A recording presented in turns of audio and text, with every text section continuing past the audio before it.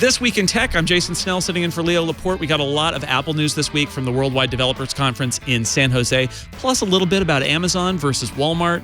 We got some bad news from Uber, what else is new, and maybe a feud between Taylor Swift and Katy Perry. We'll find a tech angle next on Twit. Netcasts you love. From people you trust. This is Twit. Bandwidth for This Week in Tech is provided by CacheFly at CacheFly.com. This is Twit, episode 618, recorded June 11th, 2017. Snakes versus alligators. This Week in Tech is brought to you by WordPress. WordPress powers 27% of all websites. Get 15% off your new website at wordpress.com/twit. That's wordpress.com/twit. And by Rocket Mortgage from Quicken Loans. Home plays a big role in your life. That's why Quicken Loans created Rocket Mortgage. It lets you apply simply and understand the entire mortgage process fully, so you can be confident you're getting the right mortgage for you. Get started at rocketmortgage.com/twit2. And by Tracker, a coin-sized tracking device that pairs with your smartphone and keeps you from losing your most valued possessions.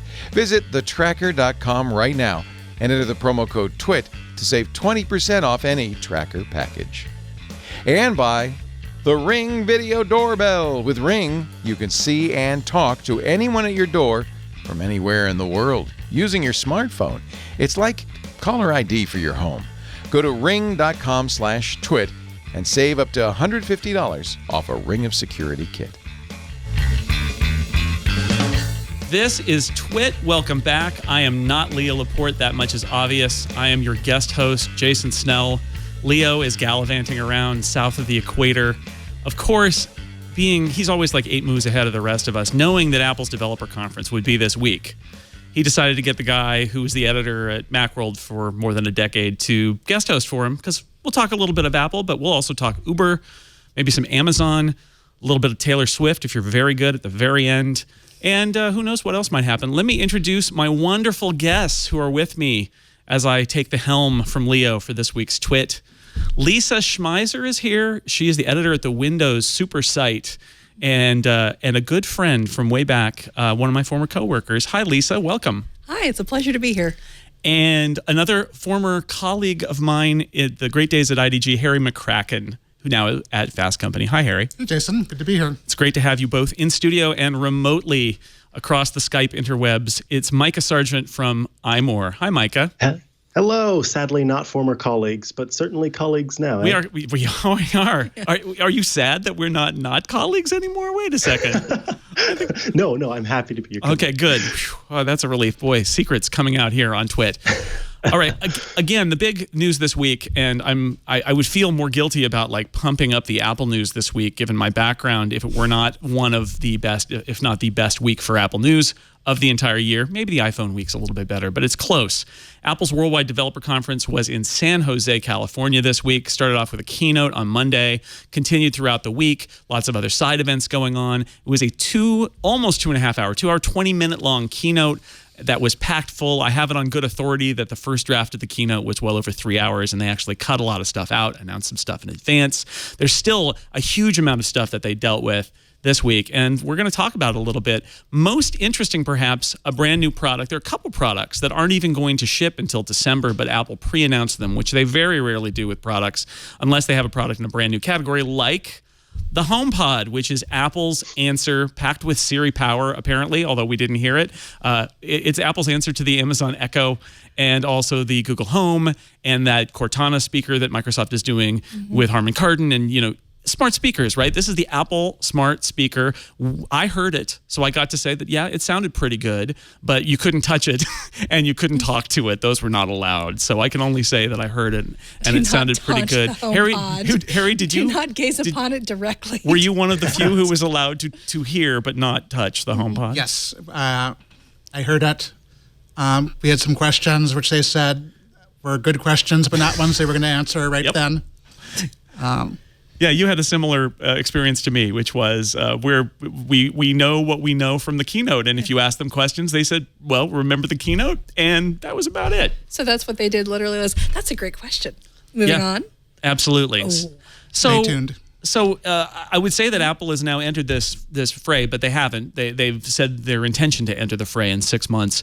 Mikah, what's your take on the HomePod compared to? I know you follow this home automation stuff closely. I know you have opinions about this. Let's start with you. What's your take on Apple's take on the connected speaker category? I certainly do have some thoughts. I think that the problem is my whole opinion and feels are based on the rumors that took place, and so because of that, I ended up being pretty disappointed by the HomePod that came out, because I was expecting this really cool in-home home assistant that was kind of going to take on Amazon's Echo and Google's Home device. And instead, what we got was a Sonos-like product that seems to be competing in the premium audio space.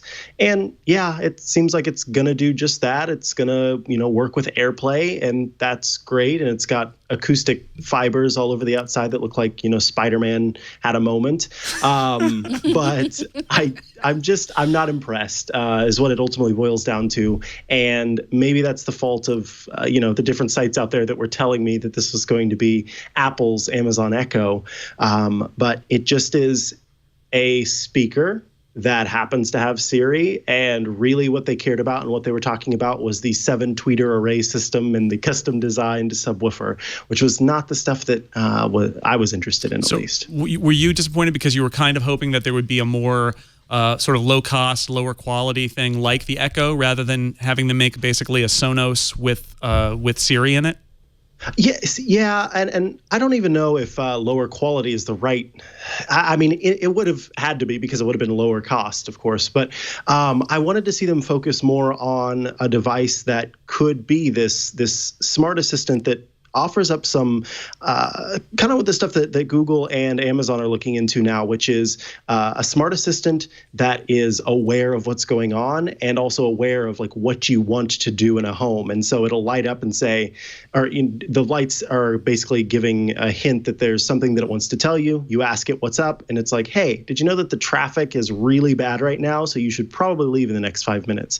Or notifications that pop up and can let you know about calendar appointments or flight cancellations or things like that. And that's not at all what it is. And the same thing applies to like being proactive in the home, where it always knows that at like 8 p.m. I end up shutting off the lights in a certain room, and I walk into the kitchen and want to have a cup of coffee or something like that. If it starts to learn that kind of thing and get better at being an active automator for my home, those were the things that I was hoping Apple was going to focus on. But instead, they were focused on, check out this really expensive speaker that's going to sound so good, and you only have to buy 2 of them, and then it's going to fill your entire house with sound. I don't really need or want that. And, I'm sure there's somebody out there that does, but seems like, the Echo and the Google Home are pretty popular, and Google's Chromecast system are pretty popular, and they seem to be focused more on the proactive type of thing. So, Harry, what does it say about the fact that Apple put Siri kind of in the background in this product? It's there, and they talked about it on a couple of slides, but they didn't demo it with Siri. We never saw that. They didn't talk about assistant features. It really is sort of, at least in the marketing, a secondary feature of this product. I think they were very careful about their messaging. And I think that most likely reflects the fact that Amazon has a huge head start making Echo well-tuned for this use case scenario, and Google, with the Google Assistant on Google Home, also has a head start. And Apple needs more time to do that. And my guess is that they didn't not talk about that because they're not going to do it. They just didn't talk about that because you would be immediately comparing what Siri can do right now to what Echo can do with Snell and what Google Assistant can do. And they just need a little bit more time to put that together. And by not telling you to compare them right now, you think about it in competition to Sonos, which is a much less intimidating competitor for a company like Apple. Even if it was only a Sonos-like device the fact that it's from Apple and supports Siri would be intriguing to a lot of people. Right, and we should say, because I don't think I mentioned it up top, it's $349, which, just to pat myself on the back, I before the event, I thought, what would it cost? And my thought was $299. Then I added $50 and predicted it would be $349, and I got it right. So this is the thing, add to the price if you're predicting an Apple price. Lisa, do you have a take on the HomePod? I think it's Apple tipping its hand that it's beginning to reposition itself away from computers as a market and more as a luxury consumer device maker or a luxury consumer goods maker in general. To me, it spoke volumes during the keynote that we had a lot of attention paid to the watch. We had a lot of attention paid to the phone. We didn't have a whole lot paid to the experience of computing using Apple as a platform. And with the HomePod, it seems like what they're saying is we will build very nice, almost single-use appliances for you, and we've decided to go after audiophiles because audiophiles are willing to spend money on hardware. I think what they probably suspect is that people who have this will also have an Amazon Echo because Echo's already got a head start in the market. More critically, Echo streams a lot more musical services than this will. And you really can't discount the loyalty that people are going to have to Spotify or to Pandora or iHeartRadio or what have you. I was talking to some friends this week about streaming music services, and they've really talked themselves into, it's totally worth paying $10 a month, even if I already own the CDs, because I like that I can load this onto my phone and play it at the gym. I like that I can play this in the car, so on and so forth. So I think putting this in the same product category as the Google Home and the Amazon Echo may not be the right thing. I think Apple is trying to stake out a slightly different consumer take. And so this way, if things do not work out with Siri or they do not nail down their home automation strategy, they can be like, no, it was always audio all the time. Yeah, I think it is interesting that this is an Apple Music product through and through, which is not too surprising, but at a first cut for the first generation of a product, when who knows how many they're going to be able to make, there is an argument to be made, just like the first iPod had FireWire on it and it only worked on the Mac, that if it goes really well, perhaps they have the option to open it up. But for now, I mean, it is for people who want a nice sounding connected speaker that works with Apple Music. That said, I did just buy the Amazon Music Unlimited for my one Echo. I just bought that because I was playing so much music on it that even though I don't subscribe to their service, I threw them some money because I wanted the convenience of it. And that would be the alternative, is you really want this, and maybe you switch to Apple Music to do it. I don't know how likely that is. The thing that concerns me slightly is that Apple, one of their historic strengths has been that they managed to define user expectations and user experiences for product categories, because they helped adopt digital music by making it virtually frictionless to download and buy. They jump-started smartphones. You could argue they've become the leading vendor for smartwatches. They basically set the standard for how experiences go. And I wonder if they're trying to do that again here, or if they've badly misread how people already have integrated experiences like streaming music and smart home assistants into daily life. I think that the fact that they chose the name HomePod might be meaningful, because it can mean music if you want it to mean music, but it can also mean almost anything else. And if this product is around for the long haul, they're not going to be defined by a name like Apple Hi-Fi years ago.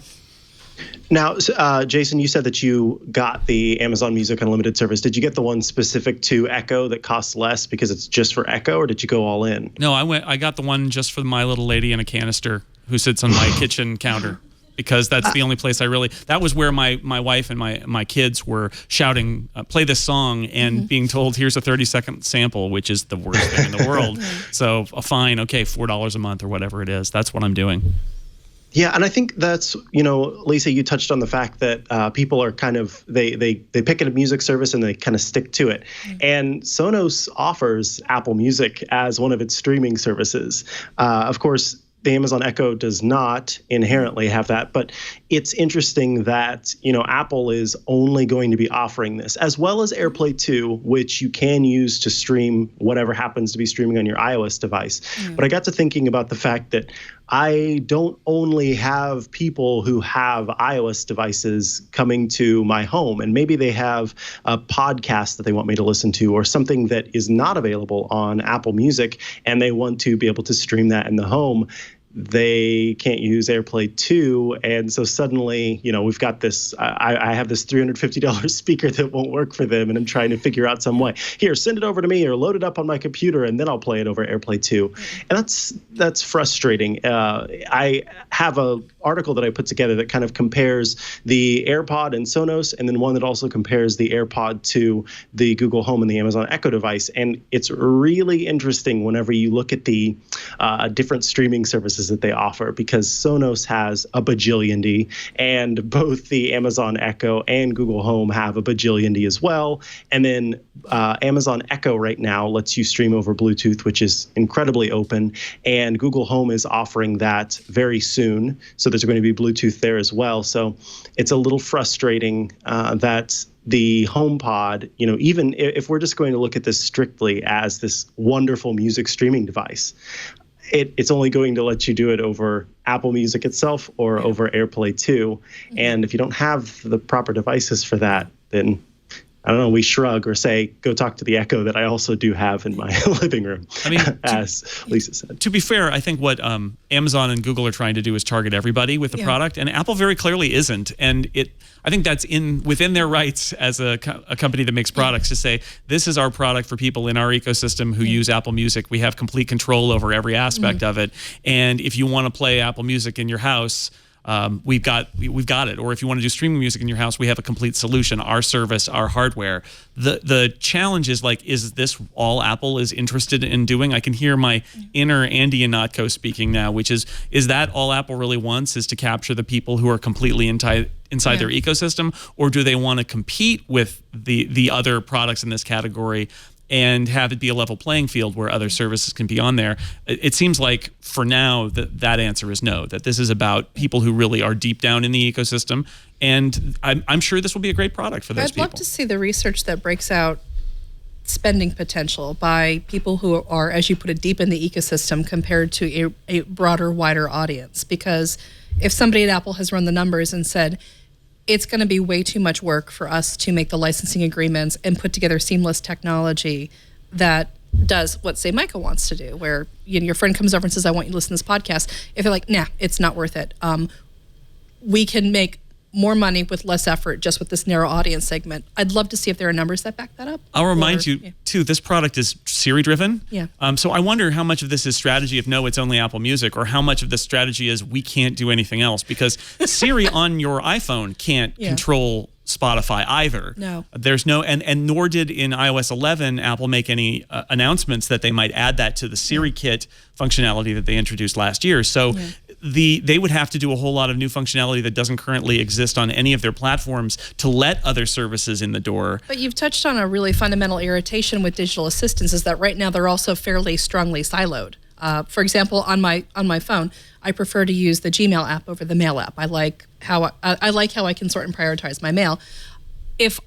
And just as an experiment today, as I was driving, I said, hey, Siri, look up an email from Tanya Hall so I can find the address to this place. And Sarah's like, I can't go into Gmail. Would you like to download your mail app so I can go into that? And I thought, what is the point of having an assistant if I can't have it go through all of my digital assets? Because as a user, I don't really care about brand loyalty. What I care about is the aggregation of data that I consider to be attached to me and what I want to do. And I want to be able to access and manipulate that data independent of platform, app, or device.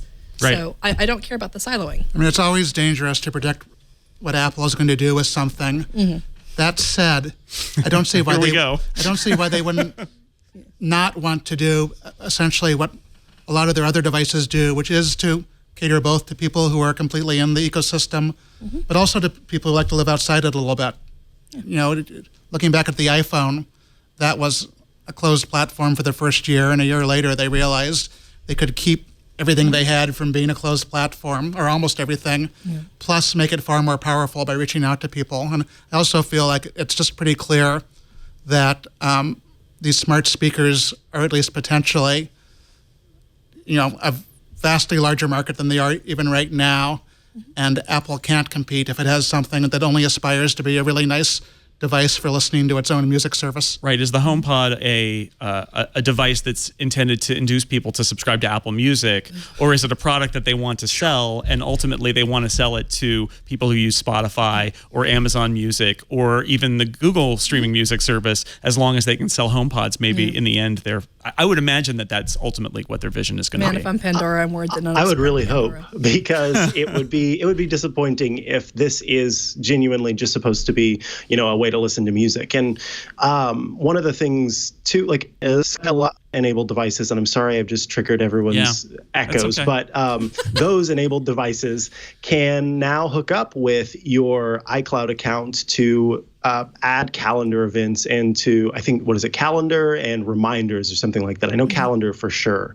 And so Amazon really is paying attention to this and trying to be the every person's smart speaker and every person's smart assistant. And I appreciate that. And they've opened up on device so that you can use that whether you're running iOS or Android. And I think that they are really what I want to see Apple do, because I do enjoy, the hardware that Apple puts out, and I would be happy to have a, Spider-Man web-covered device that sounds really good, but also can do all of the things that I know Amazon's voice assistant can do.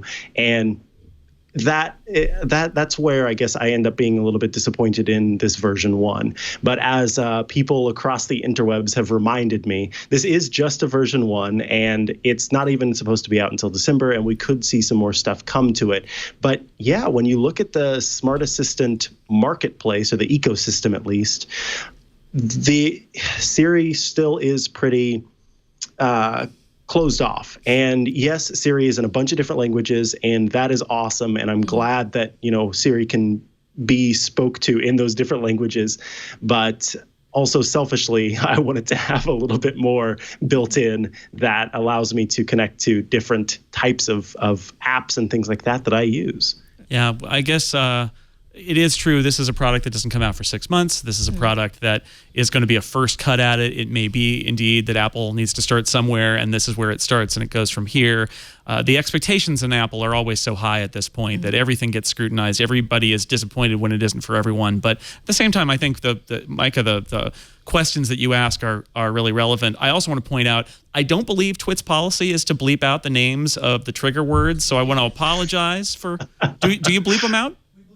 Oh, they do bleep them out. Well, that's excellent, because I was going to say, I'm sorry that Mikah said, I'm sorry that Harry said Harry, but hey, it's going to be okay. No.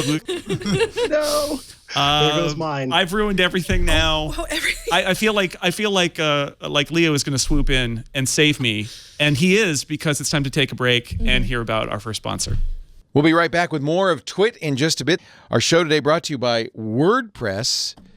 My new web host and my old web host. I've run a WordPress site since the early 2000s, right when they first started. I love WordPress. I've been with WordPress for so long, and I'm really happy to be back on WordPress, but this time with the hosted solution, with WordPress.com. They do all the work. They do all the security updates. They provide you with support, great support from their happiness team. It is a really great company. I'm so happy to be on WordPress.com. They have a variety of plans for whatever your needs. I have a business site, which means I've got all the business templates. I get all sorts of features business needs. But it's great for a blog. It's great for anything you're doing a website for. In fact, increasingly, I feel like if everybody should have a website. And I'll tell you why. If you don't have a website, you're not in control of what information appears about you on the web. But if you have your own website, you're kind of setting the standard for, if somebody looks up your name, they're going to find that. But more likely to find it if you're on WordPress.com, because WordPress has great SEO. They do the site maps. They do everything you need to make your site a success. And they have a great community. I can't tell you how much traffic I get just from the WordPress.com community. I have 500,000 followers at WordPress.com. I don't know where that came from. That's so cool. And of course, WordPress makes it really easy to set up your site. I chose a template. I like 2017. That's the one I use. Really slick. I can have all the widgets, with importing I have my Instagram on there, I have my Twitter on there. It's also, because WordPress has been a standard for so long, it's so easy to hook up third-party blogging tools. And of course, WordPress has great apps for your phone, for your operating system. I mean, it's just, because when WordPress powers 27% of all the websites in the world, 27%.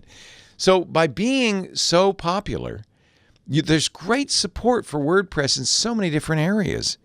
So even if you have no experience building a website, WordPress can really help you do it. And of course, there's great WordPress experts who will help you create the best looking site you've ever seen. Hundreds of themes, built-in SEO, social sharing.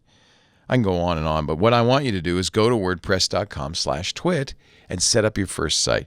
You get 15% off any new planned purchase at wordpress.com/twit. While you're there, check out my site at leolaporte.com. I'm pretty proud of it. wordpress.com/twit. 15% off on your brand new website. I just, I love WordPress. I've been a fan of them forever, and I'm really glad to have them on the show. So thank you, WordPress, for your support. wordpress.com/twit. Now back to the show, Jason. Thank you, Leo. The spectral form of Leo Laporte hovers over Twit always, even when he's not a ghost. He's fine. He's like Doctor Strange. He has a spectral form, an astral form, if you will. Welcome back to Twit Live, not the Leo version. And I have wonderful guests here: Lisa Schmeiser, Harry McCracken, Mikah Sargent. Let's talk a little more Apple. I swear it's not going to be all Apple, but there is a lot of Apple. I'll mix in some other stuff as we go. But for my money, the other exciting thing that happened, the most exciting thing at WWDC this week, was Apple's embrace of using the iPad as a real bona fide computer in a way that it hasn't. It took some steps in this direction a couple of years ago, but the new 10.5-inch iPad Pro, an updated 12.9-inch iPad Pro, which is actually the 12.9. Harry and I both have them on the table right now, and iOS 11, which has huge software features to make these devices feel much more at ease when it comes to multitasking and moving data between apps and all these things that have traditionally been very hard to do on iOS. So I'm excited about it. Harry, you're an iPad Pro user, obviously. How are you feeling about all of this? Well, it was an emotional roller coaster because during the keynote, they did their iOS 11 segment and barely mentioned the iPad. And I was really worried. And then they announced the new iPads, and then all of a sudden they came back and did a sizable chunk on the iPad-specific features, which included a reasonably high percentage of the things I want, not all of them. I still want to be able to select like a different web browser as my default browser, for instance. But it does look like they've pulled off making it a lot more powerful without just cloning how stuff is done on a PC. It still feels like the iPad, but it should be a lot easier to juggle apps. It looks like it should be easier to work with files. I feel like a fairly high percentage of the stuff this new Files app will do, I'm already doing with third-party apps, but it's probably going to be better if it's integrated into the operating system. Yeah, Mikah, what do you think about this? I also was so nervous because I knew our friend Federico Viticci, who is absolutely an iPad mastermind, was in the audience waiting, and I was like, oh no, Federico's going to be so sad. But we didn't end up getting sad because they announced so many cool things, and I've been dragging and dropping and dragging again across the whole thing, and it's been really fun. One of the things that I've seen early on is the people who have access to the software, the beta, have kind of been complaining that the discoverability is a little not there, and there are some things that they're not able to understand right off the top. So I think it's going to take some learning, but I am absolutely down for a learning curve if it means that I get all of these cool new features on iPad, and then also a few little drag and drop features on iPhone as well, though we'll see how many of those stick around in future betas. Right. Occasionally, Apple has this reputation of sticking some sweet iPad feature in for the iPhone in the beta and then taking it out, and all the iPhone users going, "Oh man, that was a good one." Yeah, I had the same reaction. I was a little nervous, but then I got really excited. I do wonder about the discoverability And I should say the public beta will be out later this month. There's a developer beta out now. It did kill my iPad, my 9.7-inch iPad when I installed it on there, and I had to reinstall it. So this is not, if you're not a developer, don't install it yet. There will be a public beta later this month and then a final version in the fall. But the discoverability thing, I think this is one of the arguments is how advanced can you make iOS without risking ruining it for people who don't want the advanced features. And at first glance, just using it for about half an hour, I felt pretty good that Apple was doing a pretty good job of, like, if you don't know the secrets, you just won't ever see them. But if you know the secrets and you flick up a little bit further and start dragging things out of the dock, then kind of the universe unfolds before you. But that's the trick, is you don't want, I was imagining somebody who's a novice user getting like into split screen drag mode and being like, what is happening? Help, right? And that's part of Apple's challenge with this. Yeah, my mom. Your mom. No, and I hate to use the your mom metric for technology because it's deeply insulting in both an age way and a gender way.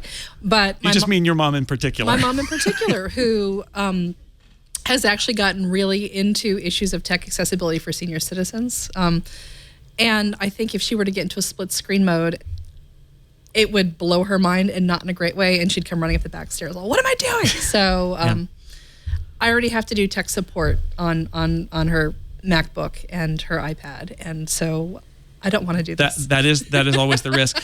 What do you all think about the argument that by making a dock like the Mac dock and adding in drag and drop and adding in something that looks an awful lot like Mission Control, that this is Macifying the iPad and is sort of counter to the iOS aesthetic or philosophy or something? Because I have heard those arguments. Can you hear me? That's an eye roll I'm doing verbally right there. But I'm curious. Why is it a bad thing? I don't understand why that's a bad thing. Well, I mean, the danger is that it's complex, or that Apple is sort of punting and going back to the way they did it on the Mac. Although it doesn't feel to me particularly Mac-like, except in the fact that it's capable. This is not really a problem I've seen on like the Surface, for example. For Microsoft is you don't see them really tying themselves in knots over having a distinctive tablet experience as opposed to a desktop/laptop experience. And it's not something that Windows users that I've run across seem to have it's got to be simple and pure because it's on a tablet. I mean, I think of myself as being a fairly hardcore. The iPad should not be a traditional computer kind of person. Mm-hmm. That said, I think it looks like they've done a really smart job of bringing in features that make sense and tweaking them where appropriate. Mm-hmm. Before the event, people were talking about whether there might be a keyboard with a trackpad. I personally hate that idea. I used to be one of the few people who was perfectly happy lifting up my arm and touching stuff, and that's an example of a place where I think it makes sense to be fairly absolutist about not trying to turn the iPad into a Mac. But there need to be better ways to move information between iPad apps. So drag and drop makes perfect sense. There are cases where it's really cumbersome not to be able to sort of get at files in a way that's a little bit closer to what you do on a Windows PC or a Mac. So that makes sense.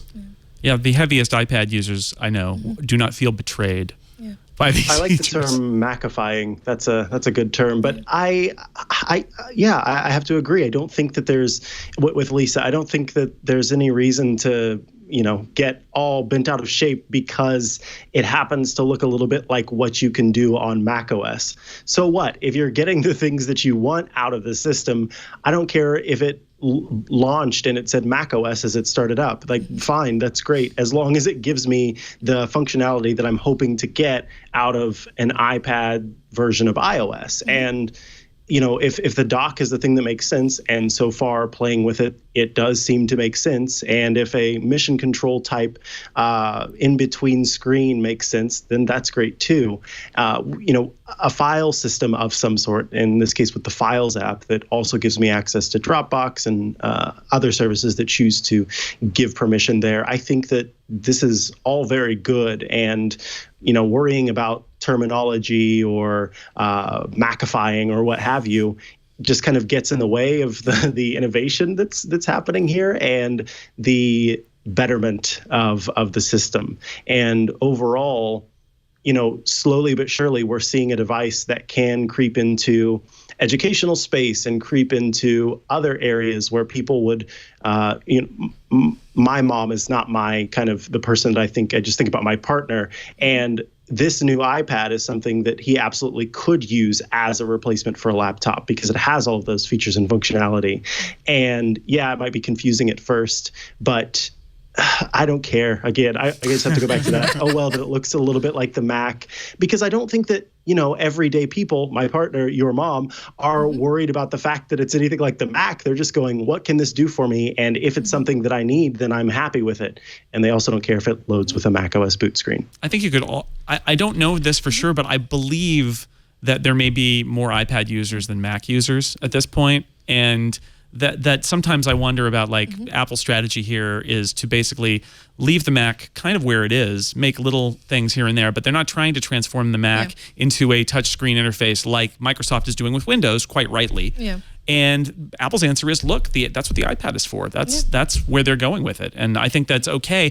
I was less okay with that when they didn't add any features to the iPad for a couple of years, but I'm much more okay with it today than I would have been last week. I think most computing users approach the tools that they use and their software and their cloud services with, I just want to get to my stuff and do stuff to my stuff when I can. I don't care who makes the program. I don't care if I don't care who makes the OS. I just want my stuff. I want my stuff. I want to touch my stuff. I want to manipulate my stuff. I want to share my stuff. Out it goes. And that's it. We're people who follow technology. We follow companies. We follow developments. We may feel very passionately about certain types of tech developments, but we're not the typical user. We're the early edge, and I think we've got to remember that most of this technology is not built for us. Yeah, we can talk about it, but it's not built for us. So well put. Yeah, there should be a disclaimer on everything that is written or spoken about technology by technology experts that says this is probably actually not for us, but we're the ones who get it first and tear it apart, and that can lead to some weird distortions. Again, using my mom as an example, because now that she's retired and has discovered Netflix and Amazon Kindle and Dropbox and Google Mail and all of these things, watching my mom jump into cloud services and use them to coordinate the stuff that she does at her senior center and sharing scrapbooks with people and things like that, just her expectation that computing is her stuff, and I want to take my stuff and do this, and I want to be able to do it in 2 steps. And when you have to explain, well, you've hosted your photos here, they have to be downloaded, then they have to be re-uploaded, then they have to go here, and she's all, that makes no sense. And I thought, well, this is the vendors and services and computing people who recognize that most people want a frictionless experience. They want a computing experience that is literally the equivalent of picking up a stack of paper and filing it. Like, that's all they want. And give them a frictionless experience, and you will earn their loyalty. They're not going to go with you just because, it's a locked-in ecosystem and all the parts fit together. Nobody has loyalty to an ecosystem. They have loyalty to their stuff. Harry, you and I both have these 12.9-inch iPad Pros sitting on this table. The 10.5-inch iPad Pro that was announced this week, it feels, when you hold it, like the old standard iPad and the 9.7 iPad Pro, but it does have a bigger screen. It does take a bigger keyboard, that the keys are a little bit more normal sized. What are you tempted as a 12.9-inch iPad user to go back down, or is this more just to give more room to the people who want the smaller iPad Pro? I've been wrestling with that. I mean, this is my primary computing device. I use this sometimes more than 8 hours a day. I think, and I often use it just kind of sitting down near a desk. Lisa has pulled out her 9.7-inch iPad Pro now. Just to compare. They're all good. They're all fine. It's adorable. I love it. I think for really serious people, a big screen makes a lot of sense. I think there probably are even more people who don't need a screen this large and would be happy paying a little bit less. And I think from what I've seen so far, it looks like the 20% extra space compared to the 9.7 one on the 10.5 will help. It's probably not transformative.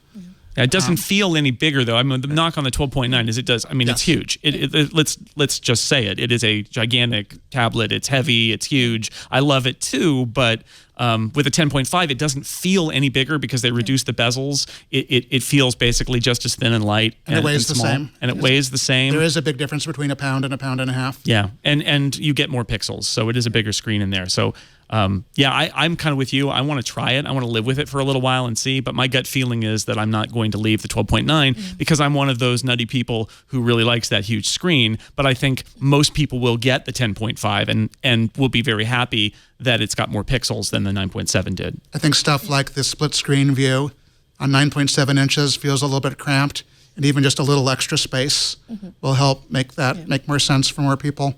Yeah, you will still, it's not quite big enough that those aren't two sort of phone app views in split screen, whereas on the 12.9 you get like full iPad layouts, but it's still a superior experience. And the power in those things is amazing, as we also saw with some of the demos that Apple did on stage, which maybe we'll talk about in a little bit. But first, I suspect, again, hovering, watching us, Leo sees all, knows all, and has another message for us from beyond this room. Not, again, he's fine, just beyond this room. So let's hear from Leo. All right, guys, I'll be right back to you in a second. But first, a word from Rocket Mortgage. Rocket Mortgage comes to you from Quicken Loans. Quicken Loans is the best lender in the United States. Really a forward-thinking company. And they noticed that the mortgage experience, applying for a loan, wasn't keeping up with the times. Frankly, it's kind of like a trip back to the 19th century. I remember when Lisa and I bought our house, the house we're living in, the last time we applied for loans, about 3 years ago, took months. And the big bank that we went to, I won't name names, but I think you probably know who they are. They kept coming back to us. Oh, now we need this.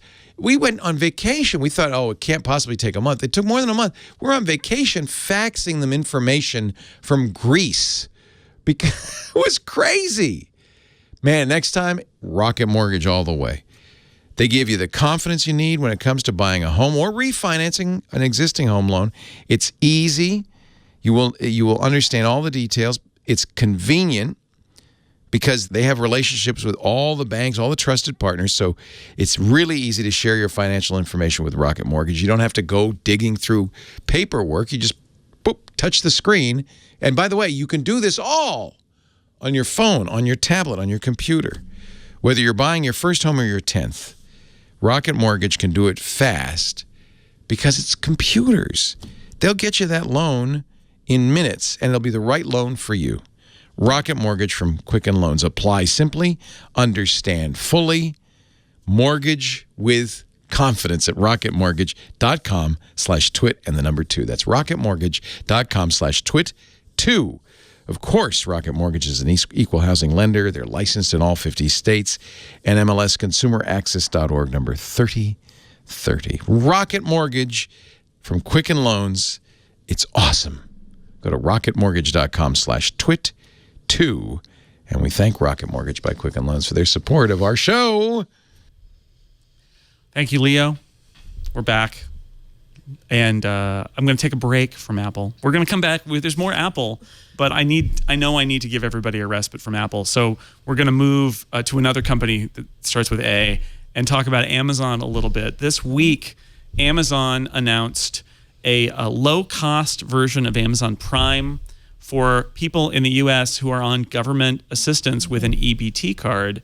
This is a way for Amazon to reach an audience that they aren't really reaching right now. In fact, there's an amazing statistic that I saw about Amazon's penetration into the U.S. market by income, where it said that people who are earning more than basically $112,000, 82% of them already have Amazon Prime, whereas only 52% of people in the $21,000 to $41,000 annual income have Amazon. So Amazon sort of got a different place to grow now, and this may be a reason why. Lisa, I know you follow retail stuff very closely. Yeah. What's your take on Amazon taking Amazon Prime to this audience of people with lower incomes? This is actually one of two programs they're doing to try to expand their retail reach beyond a six-figure household, because this summer they're also teaming up for a 2-year pilot program with the Department of Agriculture, where people who are using federal food aid can order groceries through Amazon Prime and Amazon Direct. The Department of Agriculture is doing this program with Fresh Direct and Safeway and a couple other companies as well. So, so this is one thing, but Amazon has been trying to take on Walmart as it were, or Walmart is trying to take on Amazon. It's not clear who the aggressor is in this situation. It's kind of like looking at those pictures of snakes versus crocodiles, alligators in Florida. Like, you're not sure who to root for.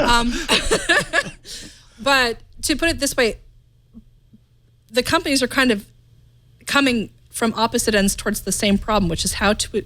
They both want to grow e-commerce. Amazon has more room for growth in income tiers that are, say, sub 85,000. Walmart has room for growth in income tiers because Walmart's got the lower middle class and middle class income tiers pretty firmly locked in. It's had almost no success gaining traction above. So, I mean, this is the reason why when Amazon announced Prime Day, Walmart was like, we'll do you better, and had a competing event. They both recently modified their free shipping and their free return, and this is just another salvo where Amazon is trying to attract loyalty from customers who are otherwise pretty firmly entrenched in a Walmart base. Yeah, and Amazon figures that Walmart's strength is their geography. They have stores everywhere. Amazon's strength is that they can reach everywhere with shipping. So they are kind of natural rivals, other than the fact that, Walmart's got to get the stuff there in trucks and pay people in their stores, and Amazon has to get stuff in UPS trucks and pay people in their warehouses, right? But they're both Although, kind of strangely interestingly, comparable. both Walmart and Amazon are now experimenting with outsourcing their deliveries, where Walmart is now launching a program where its employees will make deliveries on the way home from their job. And Amazon, I'm not kidding. Oh. And Amazon is now outsourcing some of its delivery to third parties who are willing to just kind of drive around. It's like TaskRabbit or Uber, except what you do is you drop off packages all day. I had somebody deliver my Prime packages this week who did that, and she was really startled when I quizzed her for 10 minutes. Like, how did you get started? And do you do a lot of driving? And what do you get compensated for? Because I got to meet somebody in person who was doing this. Why wouldn't you want to know, right? In terms of who the aggressor is, I mean, these are two of the most aggressive companies in the history of the world. Yeah. Yes. I think they're both really aggressive. Walmart. Python versus alligator. Yep. Walmart has this long history of not really doing all that well at competing with Amazon in terms of online, but they spent a huge amount of money for Jet.com and put the Jet.com guy in charge of all their online operations. I think that's a story that's still unfolding, given that Jet.com was so new. It's not like Jet.com had managed to kill Amazon on its own. But it's fun to watch because I think they will both do everything in their power to hurt the other guy in a way that will probably end up being good for consumers. In the short term, yeah. I mean, part of the play, one of the reasons this is smart for Amazon is if they've already got saturation at the high end, you can actually make a lot of money off of lower income retail tiers if you provide a service at a reasonable price point that they keep coming back to over and over again. I mean, this has been true in banking for years, where check cashing corporations make tremendous amounts of money from the unbanked. The profit margins are insane there. And so with Walmart, with Amazon, they've got the same potential where they can grow that audience. Walmart is in a slightly more vulnerable position because their core audience has traditionally had less discretionary spending power. And so their sales are more closely tied to recessions, economic ups and downs, and their inability to penetrate tiers with higher percentages of discretionary income might actually hurt them in a way that it won't hurt Amazon, since Amazon's got that cushy shopper protection going. I wonder about the impact this would have on, or I started to wonder the impact this would have on the world around us. And then I realized that every retail business that wasn't killed by Walmart was probably killed by Amazon. So they're just fighting over the sun-blasted desert. What I would actually keep an eye on are groceries, because the grocery industry historically runs on a very slim margin to begin with. And the higher the number of subscription-based things that come out, the more pressure gets put on your local grocery stores. And then the question becomes, when does it become non-viable for the local place that is only 5, 10, 20 miles away? When do they go out of business? I think with Amazon too, Lisa, you kind of touched on this, the fact that customers kind of keep coming back and getting the same thing. And Amazon is really good at that. I mean, I have a bunch of Amazon Dash buttons in my home for purchasing in bulk different products like paper towels, napkins, and certain non-perishable food items. Yeah. And I love the fact that I hit that button and I can count on in 2 days most of the time, unless it's like the weekend, in which case it's 3 days, that will be at my doorstep waiting for me, and I can, replace the product that's been used. And if Amazon can do this with, people who their kids like the same cereal every month, and you just need your bread and you need your macaroni and cheese or what have you, and Amazon will always have it. It'll always be there. It'll always be at a cost that you can kind of count on. That's a huge deal. Growing up, when my family and I moved from California to the Midwest, there was a period of time where my mom was on government assistance and used EBT cards. And I can remember we would basically have the same items every time. Every time it was time for mom to go out and get groceries for all of us kids, it was the same stuff. And that's because you could mostly count on a price, and you could count on all of us not being picky about it because it was stuff that we liked. And Amazon, like I said, is already very good about kind of keeping those items in stock and making sure that, hey, if I hit this button, it's going to be there. So this, looking specifically at the kind of human side of things as opposed to the company side of things, I'm really excited about this. It was certainly helpful for my mom and all of us kids having that government assistance. And so for Amazon to accept that and open up Amazon Prime so that, a mom can say, I can trust that in 2 days there's going to be the stuff that I need to make my kids' lunches that they take to school. That's awesome. So this is really cool. Even if what was it, Alligator Amazon and the scary snake that is Walmart are fighting, we'll let them do that. I think this is great for consumers. Well, you mentioned that it's diapers, because what got me into Amazon Prime, in all honesty, was when I had my daughter and was weighing, do I want to take a screaming newborn to the store while I buy diapers, or do I sign up for Amazon Parent, where they ship me the diapers reliably. Tough question. In less than 24 hours. And that was how I got sucked in, because prior to 2010, I did not do a whole lot of buying on Amazon. And they gave me a year of free Prime, and it was just easy enough to go tick, tick, tick, tick, tick. And for people who are on assistance and do need to buy diapers, Amazon's prices are crazy low. And so if you can get cheap diapers and they're shipped to you too, that's a great way to build up vendor and brand loyalty among an audience that hasn't had access to the free shipping and the Amazon Prime perks as much as they would have before. This is also, I wouldn't say I feel sorry for Walmart, but what is formidable is that with Amazon doing something like this, they will also be creating a tremendous trove of data that they can then collate, aggregate, analyze, and sell. And for something like this, Amazon's retail arm is almost what they use as a data generation device for the real businesses they run, which are cloud hosting and data management and data sales.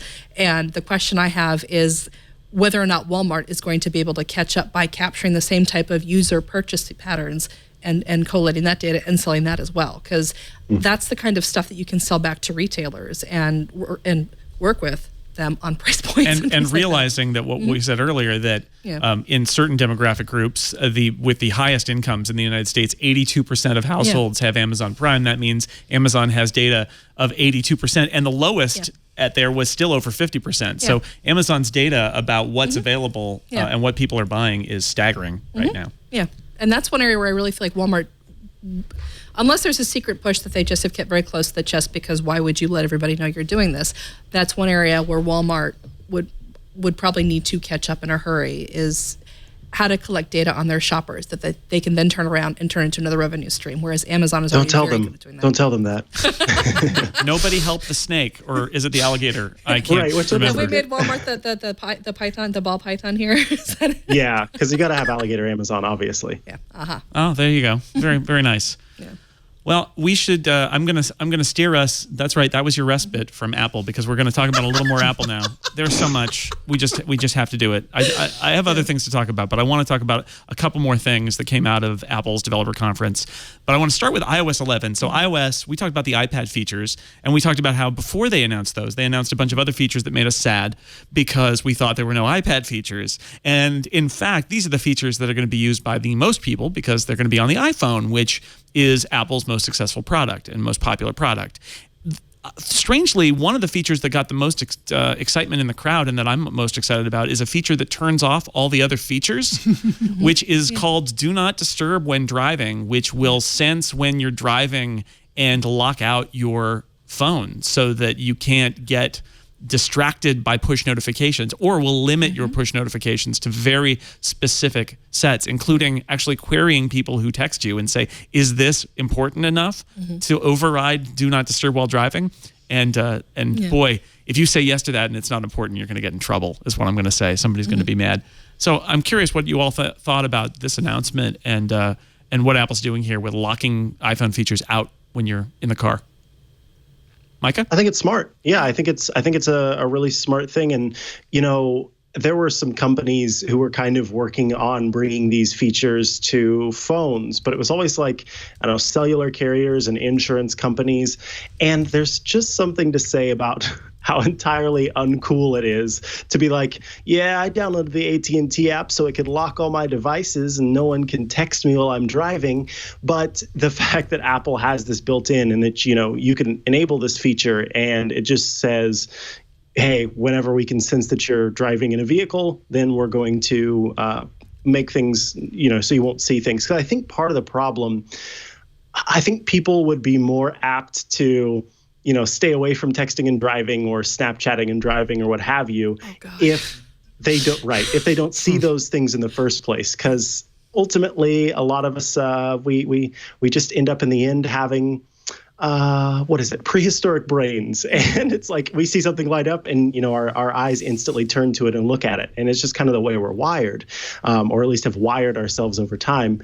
And if those notifications just aren't there in the first place, then it's less likely that you're going to pay attention to them, which I realize sounds really obvious. But at the same time, I do think there's something to kind of keeping that out of your line of vision.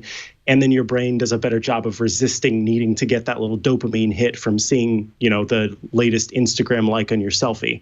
So this just seems like a good idea overall. And I hope that people do take advantage of it.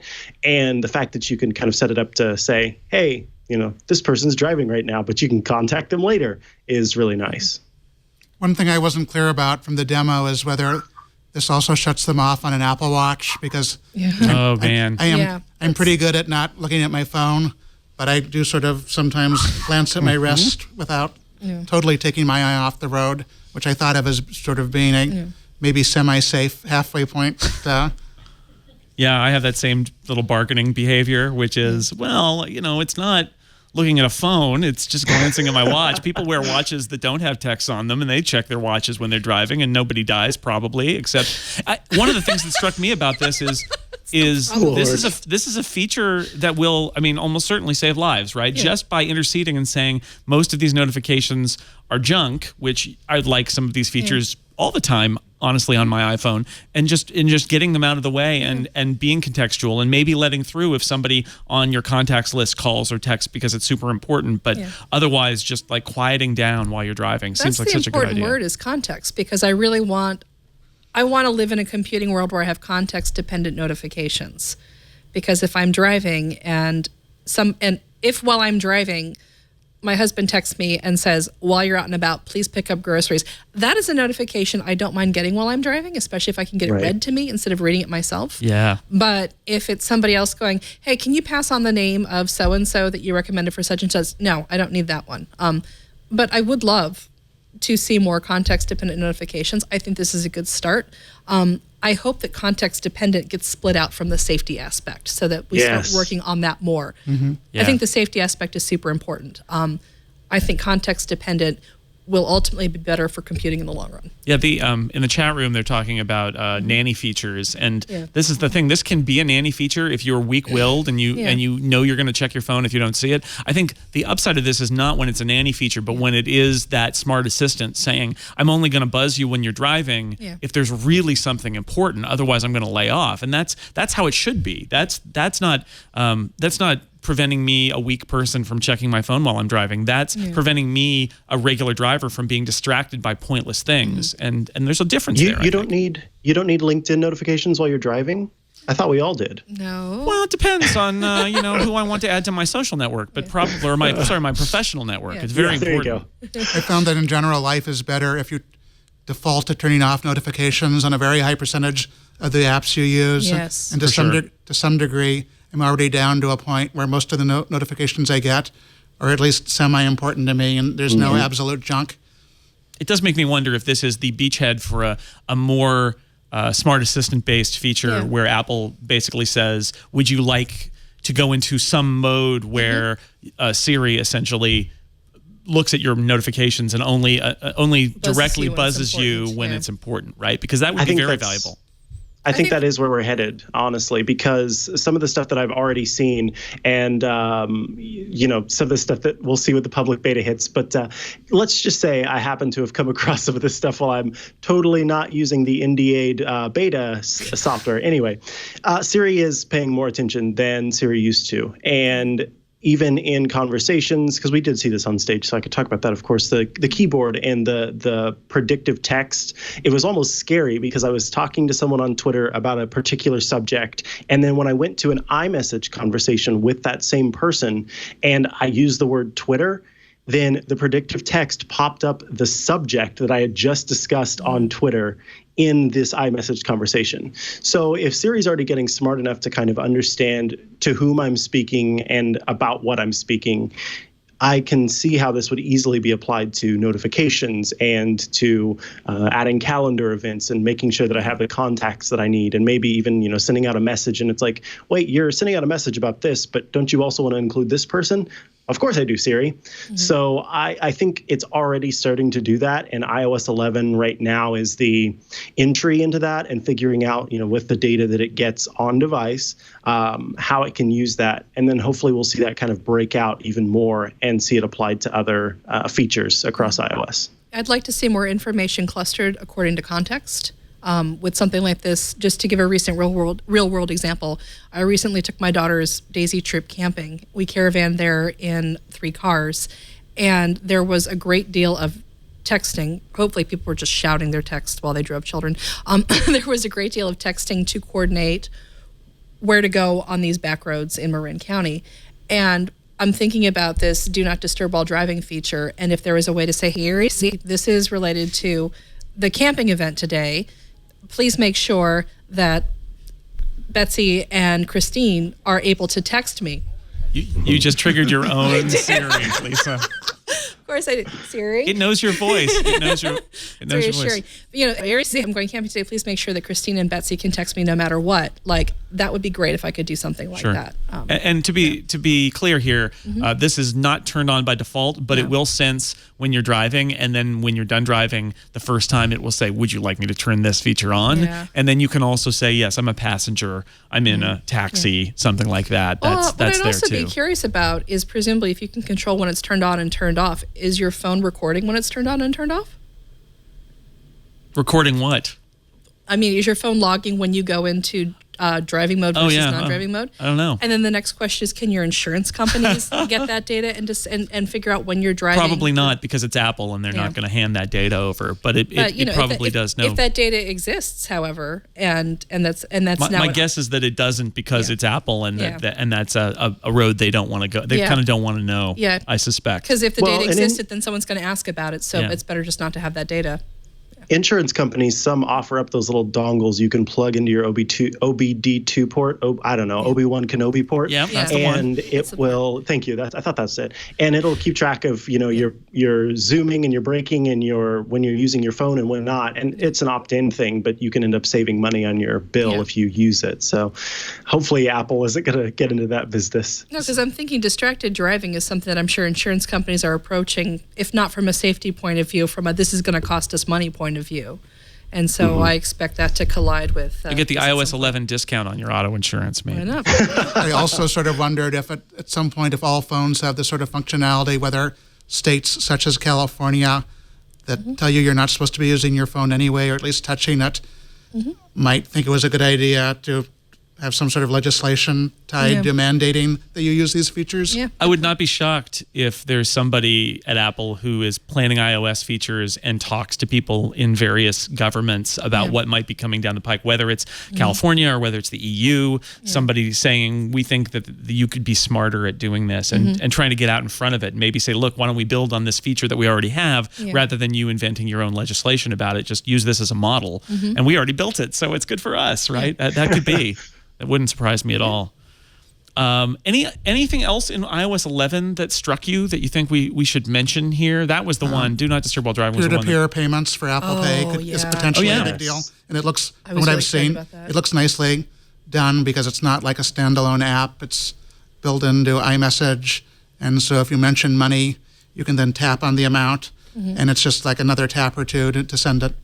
Potentially scary for somebody like Venmo and for the rest of PayPal as well, if it's easier to do it via Apple Pay. And you just send them a little virtual card that contains the cash that's drawn on your Apple Pay account. Now, I don't know. Are there details on how easy it is to get that cash out of your account? Do you have to have it linked to another bank account? Is there a fee or a minimum balance? You have it linked to like a debit card, and you can retrieve it in the same way you can retrieve money from PayPal. Although I think Apple loves the idea of you leaving a lot of that money in there. And, of course they do. And spending on other things and spending it on stuff you're buying from Apple. Apple becoming a de facto bank then. Yeah, just like the way whenever I tried to take money out of my PayPal account, PayPal suggests I don't really want to do that. The idea of holding on to your money and not paying interest to you, I think, is probably quite attractive. Yeah, they want to be the cash in your wallet, right? That's basically what they want to be. Wow, this basically turns Apple into a bank. If they weren't already. It's like any of those balance card companies that offer, you can go in and buy one next to the gift cards. So it works the same way. It's a balance card, which is a particular type of payment card. And Apple has that money, and it's, I think, what is it called? Apple Pay Cash Card or something like that. And you can transfer it out, and it's not clear how many days it'll take to transfer out or in. I assume they're going to push more for the cash style, which cash is, PayPal. Anyway, the Cash app, which does quick transfers back and forth between your bank, and not the one like some of the others that take, a whole week to get it to transfer in and out. So I'm looking forward to it, because where I have seen very slow adoption for other apps, and it seems like anytime I ever have to tell someone, you used your mom as an example. Again, I'll use my partner as an example, where I'm like, hey, can you download this app so I can send you money? They don't want to do that. But if it's already built in and it's already on device, then that makes it so much easier and more likely that they're going to do it. There are also less things that get in the way, where, like my sister, when I tried to send her money with Venmo, her credit union denied the use of Venmo completely. And it's just some silly things that, do end up being super amounts of friction that I am looking forward to Apple Pay kind of kicking to the curb and saying, no, it's okay. We've got this taken care of. And I do think that it's interesting that Apple's kind of pushing more toward becoming a bank, but it also means more regulations and things like that for them. So I'm happy that they've chosen to wade into those waters, because it means that I can receive and send money a lot easier with most of the people that I would already be kind of exchanging money with. The other big feature that is not an end-user feature but will lead to lots of apps that people will go nuts for is ARKit, which is Apple's weighing into augmented reality. The general perception was, because Apple doesn't talk about what it's doing, that it wasn't really doing anything in terms of VR or AR. And they had stories for both on stage. I think ARKit was the more interesting, because what they did was create tools for developers to build augmented reality products. In other words, the App Store will be full of augmented reality games and things, and utilities perhaps, come the release of iOS 11. And I talked to some people who are in the know about augmented reality and virtual sets and all sorts of other things, who said that they were really blown away by the fact that Apple was essentially doing all of this heavy lifting for them, so that all they have to do is build the apps, because the ARKit stuff works in. And it's not very exciting, because it's a developer announcement at a developer conference, mind you. But I just get this feeling that this is because Apple's got so many third-party developers in the App Store now, and that they've just handed this toolkit to them, that it's going to end up being way more impressive than if Apple just built a few AR things into the operating system, right? Into the camera app or something like that. My colleague Mark Sullivan wrote about the fact that this may presage the next iPhones. It's not unreasonable to think that if Apple starts building AR functionality into the operating system, it might want to give cameras to an iPhone to let it do even better stuff than you can do today with the one camera on the iPhone 7 and the two cameras on the iPhone 7 Plus. Yeah, I one of the people I talked to said that they were amazed at the math. They know the math that goes into some of those calculations, like when they do the demo on the table and they come up with the table edge and all of that, and it's incredibly hard, and that's a huge barrier to doing AR, and that ARKit does that math for you, so you don't have to as a developer. It's a pretty big step. Well, if I'm a retailer, I think that's a big thing. Go ahead, Go Micah. ahead, Lisa. No, Micah, go ahead. I was just going to say, I think that's the big thing right there is how much of this stuff Apple's doing.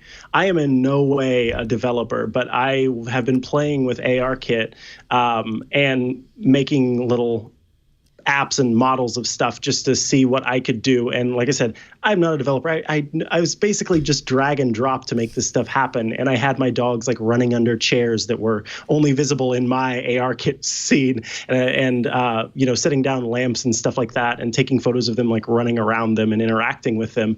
And that is, it's incredible. I mean, it's genuinely incredible. And to think of what some different companies might create with this. And I was talking with a friend of the internet, Joe Steele, about some of this stuff as well. And Joe does visual stuff in movies and television shows, and talking about the possibilities there for doing interesting graphics with even like pre-made video. So, you know, you might already have a video made, but could ARKit potentially like ingest a video that's already been made and then use that and figure out control points? I mean, there's just a lot of possibility here. And yeah, Apple's taking a lot of the load off of developers to create that stuff so that someone who knows nothing about it can put a chair in their living room in no time at all and, you know, laugh about the fact that my dogs are like running through it. It's just really interesting. And I'm looking forward to more pop-up books and, I don't know, Lego scenes and all the other stuff that they were showing. But what I'm really hoping for is that Pocket Minecraft gets an ARKit extension, and then I can like play Minecraft on my living room table. Yeah. Nice. Well, there's a little more from Apple, and we've got more about Uber and Taylor Swift. I'm going to keep forward promoting Taylor Swift, but I sense a great disturbance. This is part of that Obi-Wan Kenobi port, I think, Micah, and it may mean that Leo is back for another important message.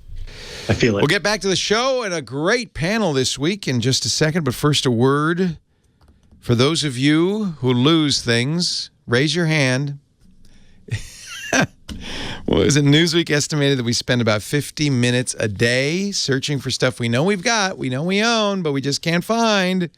Well, now there's a solution. I mean, I understand life is supposed to be a journey of discovery, but do you really want to spend it discovering where your keys were? You never worry about losing anything. Your keys, your luggage, your bike, your purse. With Tracker, you pair this little coin-sized tracking device with your smartphone, and whenever you're separated, whether you leave your phone behind or leave your Tracker behind, you'll get a warning, an alert. And you can look on the Tracker app and see exactly where your keys, your wallets, your bags, your pets are at any given time. Use the Tracker app to find what you're looking for in seconds. You can track up to 10 devices on a phone. You can even track and ring the same device from multiple phones and Tracker accounts. It's great for families. You can customize two-way separation alerts. That way you're notified before you leave an item behind. Now, if you lose your phone, you just press the button on the Tracker or ask your Amazon Echo, by the way, which I really say, I won't say it because then it'll trigger it. But you can say, you know who, where's my phone? And it will tell you. Ring my phone. Your phone will ring. Even if it's silenced, it'll ring. And if you need a little more help finding stuff, like maybe you leave stuff under furniture or in cushions, you're going to want this new one, the Tracker Pixel. It's got a ring of powerful LED lights around it, so you can find your items in a flash, literally. And it comes in great seasonal colors. The best thing about Tracker, from my mind, is that there are 4.5 million trackers out there. So it has the world's largest crowdsourced GPS network. It means even if somebody, you lose your keys, somebody puts them in the lost and found, or just puts them in their pocket by accident and takes them to Montenegro, the next time somebody with Tracker on their phone walks by your keys, or any device with a tracker on it walks by your Tracker, it'll ping your phone and say, hey, I just saw your keys in Montenegro. What? It is brilliant. Try Tracker today. And by the way, no risk. You got a 30-day money-back guarantee. Find out what you've been missing, literally missing. Go to thetracker.com, TheTrackr.com, enter the promo code TWIT. You'll save 20% on any Tracker product or package. Buy them all. Buy all the trackers. Thetracker.com, promo code TWIT. Save 20%. And we thank Tracker so much for making TWIT possible. And by the way, all the drinks and food in the green room, guys, they're provided by the Tracker. Just letting you know. Actually, kidding. There's no green room. Back to you, Jason. I'm sorry. I hope I didn't steal soda out of somebody's fridge or something then, because I did have a soda earlier, provided by the staff. I guess. Sorry, staff. Sorry. I don't have a green room here or free sodas. What's going on? I know. I ate that sandwich. No, I didn't. Mm-hmm. That's sorry to the producers. We have one more thing I want to talk about Apple, and then I promise that's the last one. There's so much. There's so many things I'm not even talking about now, but one last one. I mentioned it earlier that there's another product Apple announced that is not going to ship for 6 months, which is unusual for them. And it was a Mac, of all things. It's the new iMac Pro, which is now famously a few weeks ago, Apple did this thing where they met with a bunch of journalists, and they said they're really committed to professional Mac users, and they're going to do a new Mac Pro. And the way the story goes is that this iMac Pro was actually designed at a point when there wasn't going to be a new Mac Pro, and they needed to create something that was a replacement for the Mac Pro, because they were going to make people mad by discontinuing it. And the answer was, what if we made a Mac Pro that was also an iMac? And it's going to be in space gray, because I guess that's a faster color than silver. And it's going to come out in December. And it starts at, 8 core Xeons, and goes up to an 18-core Xeon. It has AMD Radeon Vega graphics, up to 16 gigs of VRAM. It starts, mind you, at $5,000. And I'm pretty sure you will easily be able to get one into the tens, into the 5 figures. So I'm curious what you all think about this one, because it is an iMac unlike any other. And who's going to buy this, and who's this for? Harry?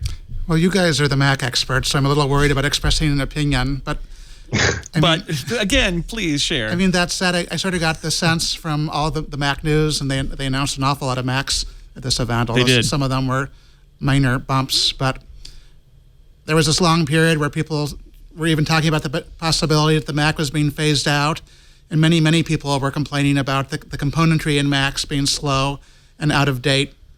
And I feel like, maybe they said, you think we can't put really powerful components into a Mac? Fine, we'll take the iMac. Fine. And we will put as much powerful stuff into it as we can to a point where there might be a fairly small audience for this system, but nobody can again say that we're not going to build powerful Macs. Yeah, I think they're willing to have this not sell a huge number, which was always the argument about the Mac Pro. You need to have something at the high end, even if you don't sell a lot of them. Micah, what do you think? Well, first of all, it is absolutely gorgeous, and I was drooling looking at it whenever it first kind of showed up. I think this is really exciting. I've always liked the iMac design, and so knowing the story that you just told now about how this was going to be the replacement, I would have been happy. Unfortunately, a lot of the people that I would imagine both you and I follow on Twitter would be very displeased with the fact that, and Apple would be doomed because they weren't releasing a Mac Pro. So now they are, and so maybe they're not doomed, but probably still are doomed. And this iMac Pro is it's really, really neat.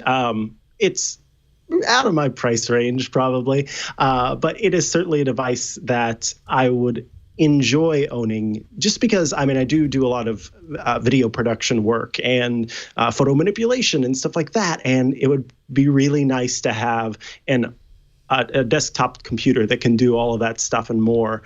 I think what ended up being more of a highlight for everybody who I was paying attention to was the fact that you've also got the space gray Magic keyboard and Magic trackpad, and that was interesting. Apple certainly sees this as kind of like its own little package of awesomeness, and I loved the point when they were like, we didn't just stop at this many cores, we also offer this many cores, and not just that, but even this many cores. So, there's a market out there, a very small market, but yeah, I think Apple's going to be fine with that. This is a device made for the particular person that wants it, and they will buy it and they will probably be happy with it, and that's great. I would love to see the Space Gray come to more iMacs, but until that happens, I will just have to stare longingly at this new iMac Pro. This is if you're going to spend $5,000 on an iMac, you get the special color. I think that's definitely the case. Just to be clear, there will be a new Mac Pro as well. Apple said that a few weeks ago. This is not that. There will also be one of those. And that'll be interesting to see. How do you differentiate this iMac Pro from the Mac Pro? Presumably because it won't have a screen and hopefully will be more configurable and Space Gray squared will be the color. That's right. And other things that in a standalone computer you can get that you can't get in an all-in-one that's attached to a big screen. And that'll be, I actually think that could be really great to see Apple being freed from a lot of these needs that they have in so many other computers to just make something that is utterly devoted to people who want to have a box they can open up and plug something new in. And hopefully that's what we'll get, and not just an iMac Pro with the screen taken off of it. But it's Harry, you alluded to the other Macs that were announced. This is all part of the same story that's been happening since late last year, where especially the professional core of Apple's Mac user base was complaining that the systems weren't being updated often enough. The Mac Pro had gone a couple of years without an update, and they were questioning Apple's commitment. And basically, the other Mac releases that happened were notable only in the sense that they happened and that Apple was sending a message that they were going to do these updates. They updated those MacBook Pros that they announced 9 months ago. They shipped 9 months ago. And that in itself is not that exciting, but there had been a long time when Apple had let these systems go for more than a year without doing a processor update, even though we knew those Intel processors were out there. And so in some ways, yes, those things got speed bumps, but also it was Apple sending a message that we are going to update these computers, which is a good one. In Mac update time, 9 months is really quite short, because normally they're perfectly happy for Windows PCs to have the latest and greatest processors, and for Macs to get kind of long in the tooth. But they let it go a little too long, I think, and it made people cranky. Yes, I mean, people have complained about this at least for as long as I've been paying attention to Macs, but I think the discontent was getting more and more serious, and it can't be much fun if you're Apple to read people talking about whether there might not be a Mac someday, which I think is very far from any truth. They're going to confront any time in a very long time to come, but I think Apple did want to make a statement. Yeah. So new Mac Pro next year, iMac Pro this December, stocking stuffer. Just, you know. It's a big stocking, and you got to have $5,000 at least to stuff it. And really, if you want those 18 cores, Space Gray stocking, yeah, they'll have it. It has to be in the Space Gray. Anyway, Etsy's shop now. New Macs, new MacBook as well. The MacBook Air got a few more megahertz. I think literally they may be running out of the chips. That it's a Broadwell, I think. So they're really running out of chips to put in it, but they found some, and so they're going to keep selling that. My understanding is the MacBook Air actually one of Apple's best-selling computers even now because it's $999. Let's okay. I'm going to say now it's safe to come out of your bunker. We're going to stop talking about Apple. Let's instead move on to a happier subject. That was sarcasm. Let's talk about Uber's bad week. As we speak, as we record this, apparently there is a secret emergency board meeting. Well, people are tweeting from inside it maybe, so we're not sure how secret it could be. Everybody knows. We don't know exactly what's going on involving potential it's possible Travis Kalanick might take a leave of absence. It's possible that Emil Michael, who's one of the more controversial figures, might be let go. We don't really know. There are just rumors about that right now. You in the future watching this know more than we do about it. But even without that, it's been a tough week for a company that kind of is defining what a tough week looks like. At Uber, they fired more than 20 employees as part of their ongoing sexual harassment probe. It's a bad scene. Travis Kalanick, the CEO, we released some very nice memos about the sex parties being held at their 2013 Miami offsite. He was actually trying to get his employees to feel sorry for him because as the boss of the company, I can't have sex with my employees. He was not allowed. It's so unfair. Yes. It was basically the actual memo. Yeah. So, I don't know. Like, kudos to Uber for defining this category. That's pretty cool that you can use an app to find a car that picks you up and it's wired to your credit card. But like Harry, I'll start with you. Can this company be saved from itself, or is it just too much? Is there just too much? This may be what they're talking about in the board meeting. We could have our own little Uber board meeting here, but Right. what do you think about like Uber's culture and this just endless torrent of disastrous news? And I mean, on top of all this, there's this other basic question, which is, even if it didn't have all these self-inflicted problems, how real a business is Uber long time?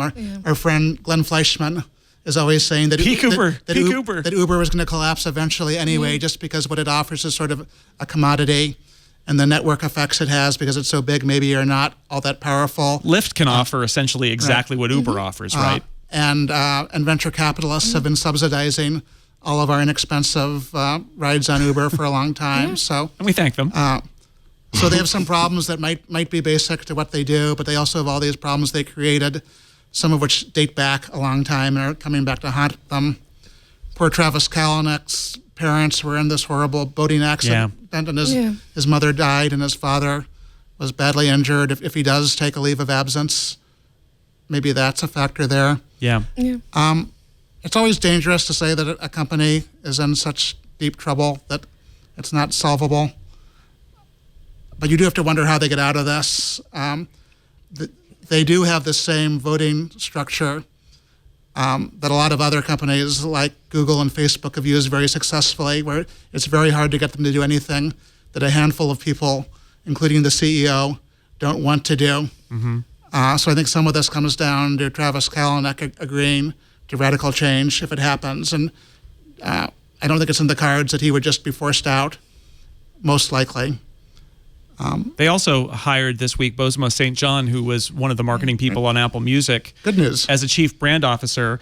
And she was the highlight of the WWDC 2016. A year ago, right. Oh my God. And I think this strikes me as a sign of a company that does realize that they need to really change their culture and brand and impression. The question is, like, the glass cliff, though. Will they be able to do it? Have you heard of the glass cliff? Because it's a thing that gets reported on in business media, where typically if a company is in a boatload of trouble, that's when you hire the women executives. Because no, seriously, and they call it the glass cliff, and it's the unwinnable. It happened at Yahoo and GM and Xerox. And the idea is this way, and HP even, and this way, if they turn it around, hooray, it's great, and if not, then it can, you can blame it on their management style, or you can blame it on their inexperience, or what have you. But the glass cliff is a fairly well-known way of trying to change corporate culture and make changes that so it's this company is no longer a horror show to women because we have 5 of them now. And then if the company fails anyway, oh gosh, those women sure didn't know what they were doing. So, my Lord. Yeah, no. Sorry, so that's really frustrating. Yeah. No, anytime they start announcing high-profile women executives, that's when you start looking at the balance sheet and the fundamentals, and you ask, when are the layoffs coming? What business units are going to get set down? When do you set the death clock? Because the idea here is that again, if they hire women executives because they want to hire them, that's great. But there is this risk that some companies hire them as more of a it's protective cover. Yeah, or in the case of Uber, which has had these terrible stories about their culture and how they treat women. Yeah. That the argument from their side is that this is because of a lack of women in positions of power at Uber. And this is not meant as a slam on Bozoma St. John by any stretch of the imagination. She has an incredible record with what she's done. She's got a strong 20-year record of achievement of finding innovative ways to push the product and raise branding awareness. And she's clearly very good at what she does. This is more a reflection of what Uber's current management may be thinking as they scramble to rearrange the deck chairs in a more pleasing configuration and get back to the VCs who they've lost nearly $5 billion in the last 2 years. And at some point, the people who said, you managed to burn through $4.8 billion over 2 years, they're going to begin to wonder if there's ever a return on investment on this. Right. Or if this is basically MySpace on wheels. So I have to say, so my father-in-law is actually a driver for both Uber and Lyft. And he said that before the blog post from the engineer who dealt with all the terrible sort of sexual harassment at Uber and quit, his rides were 80-20 Uber and Lyft. And he said after that blog post, in the immediate aftermath, it was 80-20 the other way. Yeah. But he said it settled back to 50-50.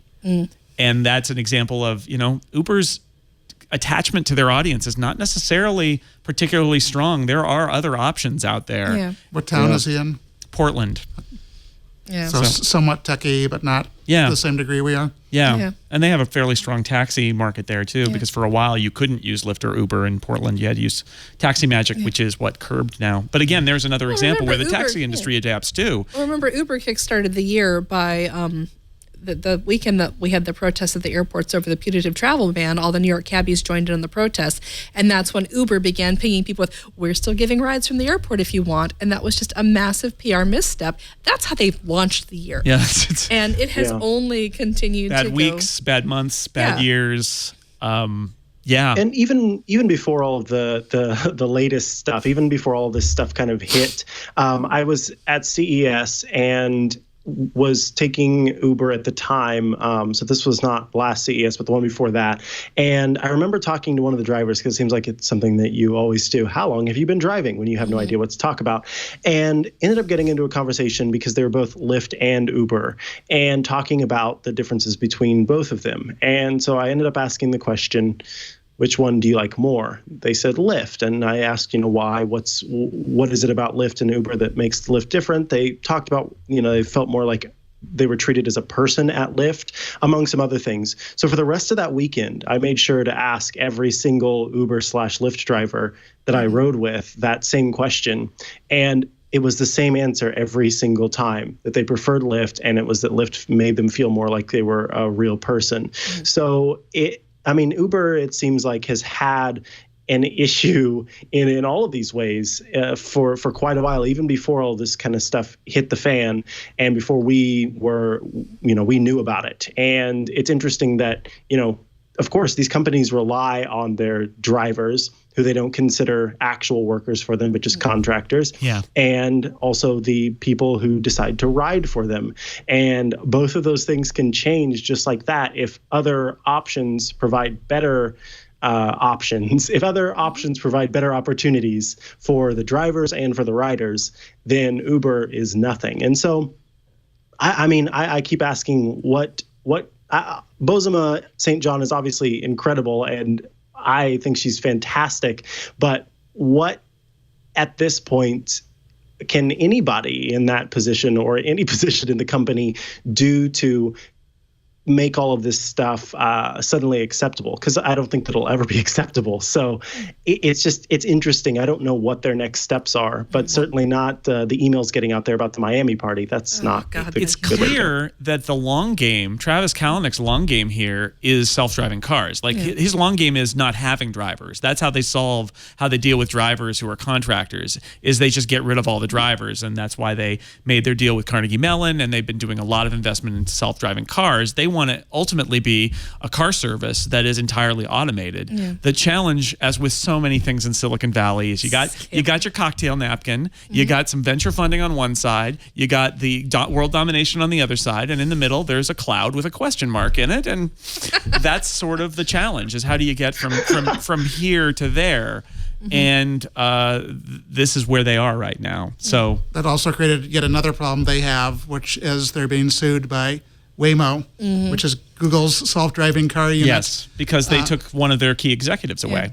And he's via a startup that was where he took his intellectual property. And at least according to Waymo, he brought a lot of very specific stuff he created at Google with him. Right, and they had to fire him. That was not this most recent bad week for Uber. That was a previously on Uber's bad week. So it's a what a mess. Yeah. What a mess. So I full credit to Bozoma St. John. She must feel like she's had a conversation. I imagine she asked those questions, and probably she got a pretty good deal to come work there too, given that she had a pretty good deal at Apple, I assume. Well, I just checked, and we still don't have any news about what happened in that tumultuous board meeting at Uber. Yeah. So I'm going to leave that to the listener to do some homework, just check up and see how that went. And maybe they'll talk about it next week on Twit. But I sense now that I need to Leo's comment, but not quite yet. First, I think we need to take a look back on while Uber was having a bad week, the week that was here at Twit. Previously on Twit. Now you can play with a fidget spinner on your phone or on the internet. There we go. Spins. This is us when we get a digital fidget spinner. That's all. Yours wasn't spin? Spinning it wrong. You're doing it wrong. No, I'm doing it right.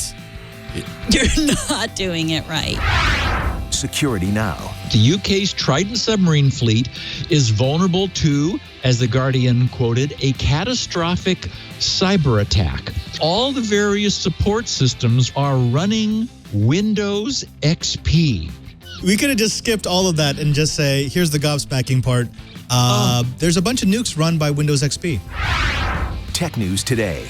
The idea of buying likes or followers isn't new, but Louise Mitsakis from Motherboard recently came upon a photo of a vending machine in a mall that will sell you 100 likes for a mere 50 Russian rubles. All of the likes and all the followers come from bot accounts. It appears like there's some sort of automated marketing that happens when you use this machine. I definitely would not recommend anybody maybe make a better post. I don't know. It kind of sounds like a value add to me.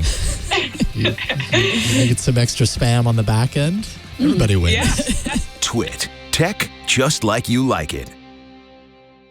Yeah, see, we're all doing it wrong, aren't we?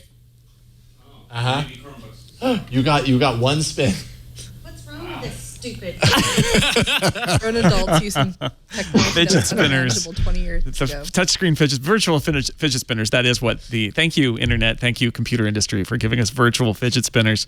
There is, of course, a lot coming up in the next week as we record. In addition to that really dramatic Uber board meeting that's apparently going on, there is E3 news already. Microsoft's made some announcements. There's more to come. I'm going to predict that may be among the things to look for in the week ahead. This week, most SKUs of the new Surface Pro will ship along with the Surface laptop.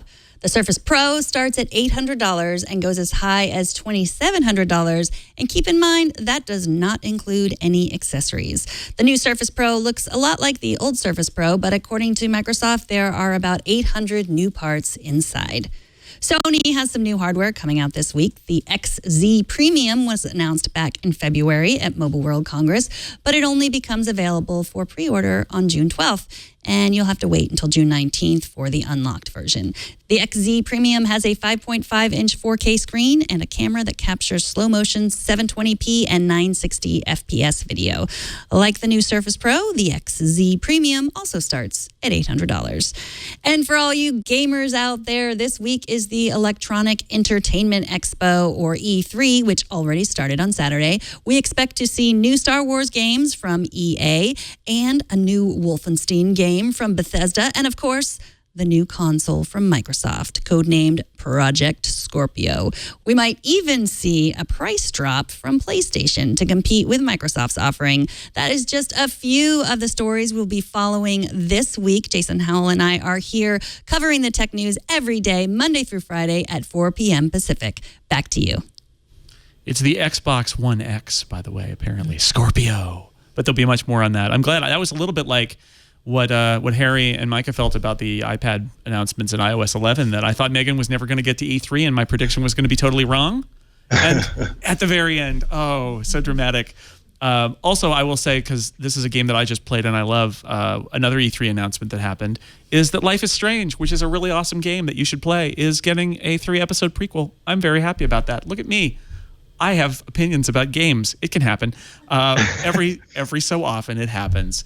Now, again, I do sense that Leo perhaps has one more thing to tell us about. Our show today brought to you by this.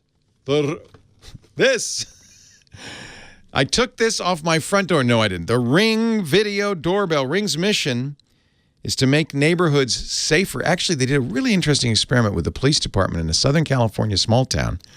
And it was a very simple experiment, but it really worked. They put Ring video doorbells on 1 home in 10. Not every home.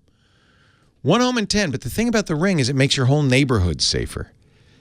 The Ring video doorbell, it's got a camera on it. It's got a microphone. It's got a speaker. I'll tell you why that's important in a second. It also has motion detection.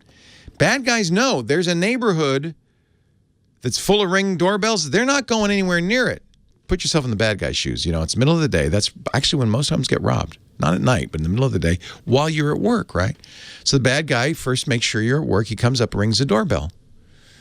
Well, even though you're at work, you can answer your doorbell, because every time somebody comes up, even if they don't ring the doorbell, just comes up my stoop, I get a little ding, a little ring. It sounds like wind chimes on my phone. You've probably heard it because it happens a lot. I forget to mute my phone. It happens on the show. Bring, and I can look who's at my door. When they ring the doorbell, it goes bong, bong, bong on my phone. And here's the great part. I go, yeah, what is it? I can see them and I can talk to them. And they don't know I'm not inside. Now, if it's a bad guy, they go, oh, I'm sorry, wrong house. And they run away. It's awesome. And if it's the UPS guy, you can say, oh, I'm in the bathtub. Could you just leave it there and I'll sign for it tomorrow? It works.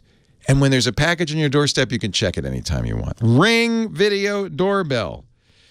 They have a new product I love, the Floodlight Cam. I've ordered a couple of these. It's a it's just basically a Ring Video Doorbell with a big floodlight on it and no doorbell. So it's a motion-activated camera with a floodlight, just like the Ring. It connects to your phone. You got high-def video. You've got two-way audio. You can see when we have a neighbor who likes to come on our property. And I'm going to put it right up there. First of all, the light's going to come on. He's going to know I'm watching. And then I swear to God, I'm going to go, hey, Bob, get out of here. I see you. I can't wait. Whether you're home or away, the Ring Floodlight Cam helps you keep an eye on your home. Ring Floodlight Cams offer the ultimate in home security, high visibility floodlights, a powerful HD camera. It was named the Wall Street Journal's Best of CES for 2017. Now, we've got some Ring of Security kits and some very good deals for you when you go to ring.com/twit. The kit includes a Ring Video Doorbell and your choice of either 1, 2, or 3 floodlight cams, so your whole house can be lit up. Connect your Ring Video Doorbell with your favorite smart locks and hubs for added convenience and monitoring and security. With Ring, you're always home. Save up to $150 off a Ring of Security kit. Go to ring.com/twit. That's ring.com/twit. And we thank Ring for their support. Now, let's continue with Twit. Jason? Thank you, Leo. I sense that Leo's presence may have left us, but I'm sure he'll be back tomorrow with more. Again, I promised no more Apple stuff. Instead, though, I want to tell you, because I know you want to know, about Taylor Swift, everybody. You see, Taylor Swift was in the news this week because the bitter feud between Taylor Swift and Spotify ended this week with her music returning to Spotify and pretty much every other streaming service that it was not already on. The Verge had a really great article about the history of Taylor Swift's statements about her opinions about streaming. Mm-hmm. There have been many over the years. Now, I feel, again, like maybe Mikah Sargent has some opinions about this breaking story involving Taylor Swift. Mikah, what do you think? You know, I might disappoint. No, never. Taylor Swift's thank you. Taylor Swift's music's fine. I'm sorry, Christina Warren. I'm sorry, everybody who's a Taylor Swift fan. Faint praise.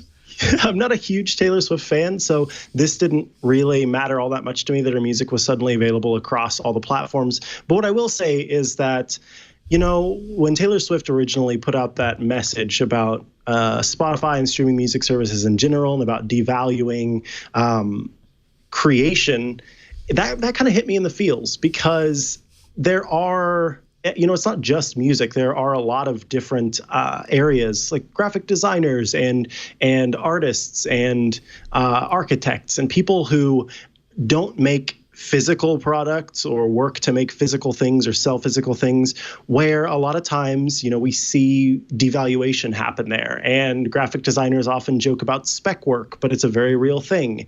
And it's, you know, I thought there was something to it. Now, this coming from a very hypocritical human being who also enjoys streaming music services, but at the same time, I got where she was coming from with that. And if it was her decision to leave her music off because she felt like a company was devaluing her as a person and her as an artist and the stuff that she was making, I got that.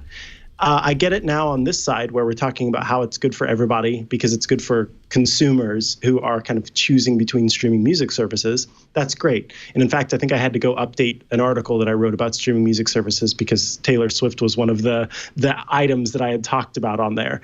So yeah, good. People who like Taylor Swift can now listen to her across those different platforms. That's fantastic. Apparently, she doesn't feel the same way she once did about people devaluing her works. But we'll leave that to, come out in Twitter over the next week or so. Yeah, I do wonder what motivated this, if it was a particular feeling about the role of music services and how they pay artists, because that was her famously with Apple. She was complaining about Apple Music, and Apple made nice with Taylor, and she put her music on Apple Music. So did that happen with Spotify, or did she just decide it was time? I don't know. I've been informed, by the way, by important sources, namely my daughter, that there is an ongoing feud of some sort between Taylor Swift and Katy Perry. And Katy Perry's new album came out this week. Actually, I believe the same day that Taylor Swift's albums reached streaming services, leading conspiracy theorists, the internet's finest pop music conspiracy theorists, to wonder if perhaps this was Taylor's way of taking some of the spotlight off of Katy Perry. However, Katy Perry, I will say my Amazon Echo told me this week that I could talk to Katy Perry and she would tell me about all the songs on her new album. So the battle is joined. The battle is being fought across cyberspace now. She live-streamed her weekend, Katy Perry did. She did? Yeah. She's all in on this new distribution technology. And whether these feuds are real or silly, I mean, somebody told me that her Taylor Swift song Bad Blood is about Katy Perry. I don't know. Yeah. I don't know anything about it. But it is fascinating to see modern 21st century pop music marketing, right? The idea that Katy Perry is in my Amazon Echo this week and she's live streaming herself. And then on the other side, Taylor Swift is making news about her back catalog. Nothing new to release, just a back catalog. This is the world we live in. Katy has embraced YouTube, which is a service a lot of musicians can't stand. I went to YouTube's New Fronts a couple of months ago, and she was there. She gave us all a concert, and she's doing live streaming to promote her album on YouTube. You sounded like you could not have been more excited to see Katy Perry in concert. Oh my gosh. I'm on Team Katy just because I've seen her in person, and I don't know Taylor Swift from Adam at this point. All right. She's got a blank space, baby, and she'll write your name. Oh, yes, Lisa. Yeah, oh, yes. The feud extends to Harry McCracken now. Watch out, Taylor Swift. I'm convinced that all of these feuds are not real, but instead are marketing things. There was the feud between Nicki Minaj and Remy Ma. I'm sorry, everybody. Remy Ma. And that was basically each of them writing songs back and forth to each other, just absolutely decimating the other person. There was Taylor Swift and Kanye West / Kim Kardashian, which was a hilarious thing because it resulted in one of the most funny phrases that I actually save in my photos library so that I can use it anytime I ever want to be excluded from a narrative, where she said, and I quote, "I would very much like to be excluded from this narrative, comma, one that I have never asked to be a part of, comma, since 2009. And then there was the whole album Lemonade by Beyonce was supposed to be about her and her husband Jay-Z and some infidelity in the relationship. And I'm not even 100% sure that that's true. And it could have just been another bit of marketing. So I like to believe that all of these are fake and that Taylor Swift and Katy Perry just signed some contract somewhere that was like, yes, for the next 2 years, we can't be seen together in person and we have to pretend to fight and write songs about each other. And we're both going to profit so much from this. So yeah, none of it's real. It's all fake. And it all happens on social media, which is why I actually wanted to bring it up on Twit. This isn't just about music streaming; it's about using social media as marketing. How do you do it? They can't. Back in the old days, they'd go on like a TV show. They'd go on American Bandstand or the Ed Sullivan Show, or you name it. World Wrestling Entertainment, which is what this is like. Yeah, frankly, with the it is a little bit stuff. Like Joan Crawford and Betty Davis, except they didn't have social media. Yeah, imagine that. God, imagine that Instagram stream. Anyway, I think what I'm saying is, it wasn't all about Apple today. Yeah. It was also about Taylor Swift and Uber and a little bit of Amazon and Walmart. And we still haven't decided who the snake is and who the crocodile is, but we'll work that out. Or if it's a crocodile or an alligator. I think we've got lots of herpetology things going on. Study of reptiles. I would like to thank my guests for being here for all of it. Lisa Schmeiser. People can find you on Twitter at Schmeiser. Yes. And you're also at the Win Super site. WinSupersite.com. And you run the whole show over there. I run the show over there. So great to have you here. Thank you. Harry McCracken, at Fast Company now. Great to have you here. What are you working on? I heard you're working on something good. I'm working on something good, which we decided to hold off a little bit on, so I'm not talking about it at the moment. But it won't be too long. And the nice thing about Fast Company is we do a lot of slow-cooked stuff, so I'm also working on cool stuff you won't see for months, but should be neat when it comes out, and I hope I'll be back to talk about it. And do you still have the personalized license plate? No, actually, when I bought a new car, I gave up my PC World license plate. I could always tell when you were at an event that I was going to because I could see your car in the parking lot because I knew your license plate number. I once cut off Jim Louderback, who was the editor of PC Magazine. We lived near each other. I cut him off on 280, and he knew it was me because he saw my PC World plate. And I didn't do it on purpose, but how still, appropriate. How appropriate, indeed. And Mikah Sargent, you are at iMore. You also host a bunch of podcasts, Relay FM. Yes. Yeah, and if you're looking for me online, you can find me at www.chihuahua.coffee. Yes. No, that's not a joke. It really works. So great to have you here. Thank you for being on. And, of course. And thanks to everybody out there. I know, no Leo. It's sad. I appreciate. Thank you to Leo for letting me sit in for him and for picking a week where we could talk about some Apple stuff, which makes me happy, along with some other stuff. And Taylor Swift. Okay, I'll admit it. Talking about Taylor Swift and Katy Perry, it kind of made me happy. Yeah. Anyway, that's it for this week. Twit will be back next week. And until then, I say goodbye. Another Twit is in whatever container we put it in.